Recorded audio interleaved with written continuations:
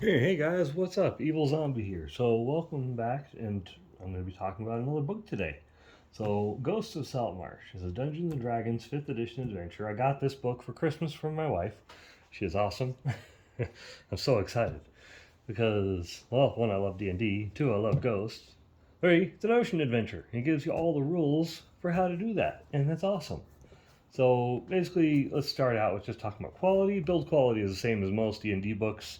It's hardcover. It feels pretty good. I like the mat that it has right here, and the rest is pretty glossy. It's just a nice build quality overall. It's a nice hardcover book.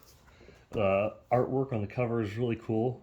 It does go into kind of a description on what's happening on that here in this first page. But yeah, it's nice. It has, of course, the cool comments throughout everything here, and that's just kind of, I'm liking the disclaimer.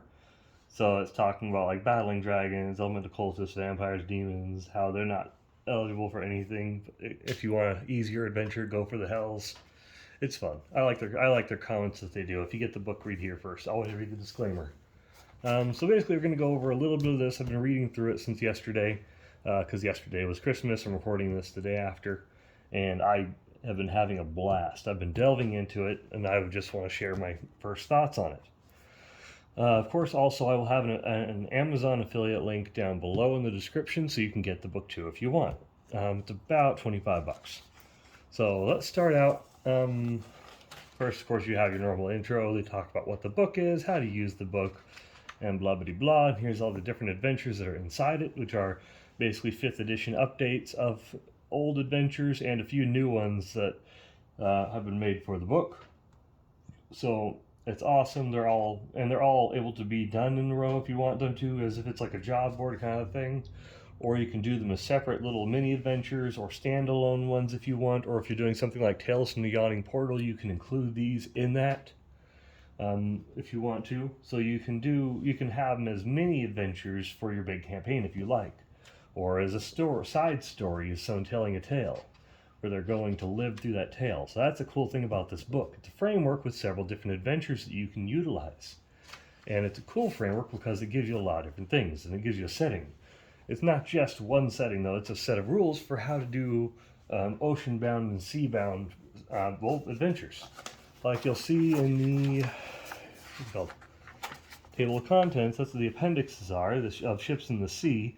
That tells you about ship stat blocks, how to upgrade your ships, and how to do different combat in them, traveling at sea, different types of ocean environments, encounters, random ship tables, underwater locations. It's cool. There's a lot of different things. It just kind of gives you a little wheelhouse on how to run an ocean adventure. A few magic items for the book, for the stories in the books, and just a monster manual for here. I like the monster manuals. I always love everything monster manual-ish. Because, one second. Sorry about that, someone walking through. So it has its own monster index in the Appendix C that has a lot of nice stat blocks. They're all very concise. They have some brief descriptions of every creature. And that's pretty nice. I mean, I've seen some adventures where they have longer descriptions, a little more detail on some of the creatures. This is pretty quick, and it just kind of runs through them really quick, like no more than a paragraph for each one from the looks of it. Juvenile Kraken, it better give me a lot. It doesn't give me anything on that. I have a paragraph on the Juvenile Kraken. No, some of these, like Drowned Assassin, actually does get some due justice. It has a little bit more than a paragraph. It's got 4 paragraphs. And that's nice, but most of these are very brief descriptions, but they have big stat blocks. So there's going to be a lot of creativity coming from the DM on those. But I do love monster indexes, and I love new creatures and stuff. So it's a bit of a letdown to me if they don't put due diligence into really fleshing out the creatures. Because I love creatures. I love going through, I have a lot of monster books. I even go to the DM's Guild and I buy the expanded monster manuals and everything. I love monster manuals and books. So that's a little bit of a letdown, that they have very little description on the creatures and then just big stat block. Like, I'd love to actually role play the creatures and really get inside it, you know? Magic items, it's a 1-page magic item list for things that are mentioned in this that you can use in this. Items that are introduced in the book, so that's pretty nice. And Appendix A is, of course, all the different things you can do, like rec features and stuff, or different tables that you might need for different areas. Or, let's see, where am I? Yes, I'm still in it. Different kinds of encounters. So, open water encounters, and you just roll the D100. And then you can get like a bronze dragon or a giant shark and blah, blah, blah, you know? Different kinds of mists and lighting areas. It's cool how to what happens when you crash a ship. There's just so many different things for your framework, what types of different areas there are on a ship for you to talk about and mention, what it looks like, different areas there might be within each one, because it's listed out in detail. This is fantastic. Different stats for ships. So you have difficulty classes, statistics, what it can do, how fast it can move. There's a lot you can do in here, and I love that. Okay, so that is, let's see, moving past that. So that's going back, so Appendix A, we already went over that. Okay, I'm going to go over a little bit of what the stories are.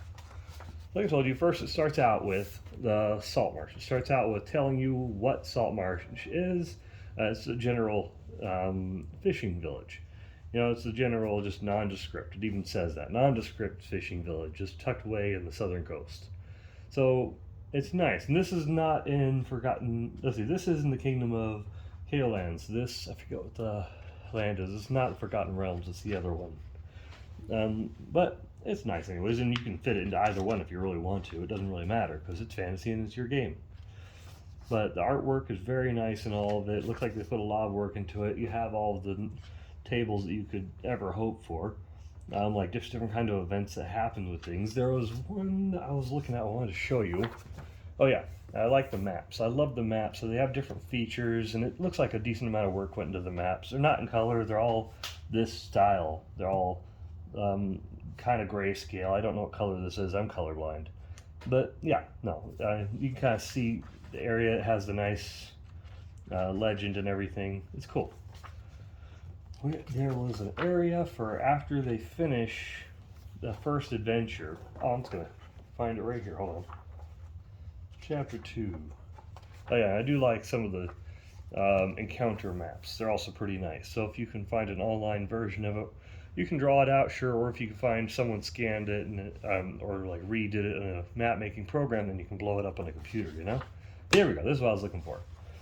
So in here it even mentions, was it this one? It might have been number 3. I think it was chapter 3 where it mentions it, where the previous adventure is not required to go to this adventure. And then this adventure is not required to go to the next one, but you can do it that way if you want to. But this is cool because it's like a haunted kind of place on the edge of a cliff. And I haven't gotten to finish reading through it yet, but I'm excited to. You know, there's a lot of stuff. And all the artwork is breathtaking. I love the artwork in this book. Like, I was just admiring it. It looks really nice. Oh, this is the one. Okay, so this one are not required to have finished Sinister Secrets of Saltmarsh. Let's see, okay, but it does mention that, like, if they get back to Saltmarsh, then they learn about these new events that are happening. And then it kind of, you just have a new way to roll it off the tongue like that, you know? So it's just kind of, you can keep the adventure going.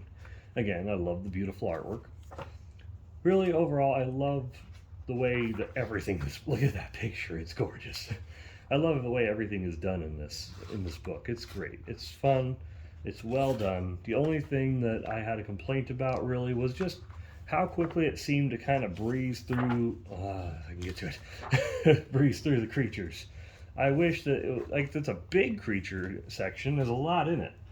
But the only one that really seemed to get a lot of attention was their drowned assassin. Other than that, everything seems to have a very one-paragraph thing, because sure, it gets the point across, but there's not much there, you know? I would just wish for a little bit more. Anyways, that's just my only little complaint. The rest of it is nice. I enjoy the book. I'm having fun with it. If I were to choose a dice for this story, I'd probably go with this one.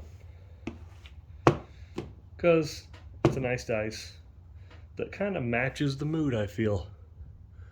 It's dark, it's misty, it's wispy. It's cool. Kind of feels like a ghost story kind of one, right? So, yeah, that would be the one I would choose for this. Anyways, and I have a whole set for this one as well. I'm going to do the same thing when I review Icewind Dale. I'll pick out a set of dice that I think I'll use for that story. So, if you guys enjoyed this, let me know. Leave me a like, comment, all that stuff. Tell me what adventure you'd like to hear about next. I'm going to probably do the Icewind Dale one next. I have that one sitting over there. I enjoy this book. I love it. It's really cool. I'm excited to be reading through it, and I'm just enjoying everything I'm going through so far because I have a lot of family that likes to be on the ocean. I have a lot of family in the Navy, and this is just a cool way to look at D&D. You know, rather than landlocked battles that you see all the time, oceans are terrifying. So I'm going to use that. Anyways, guys, I'll see you later. Have a good one. Keep being amazing. Bye.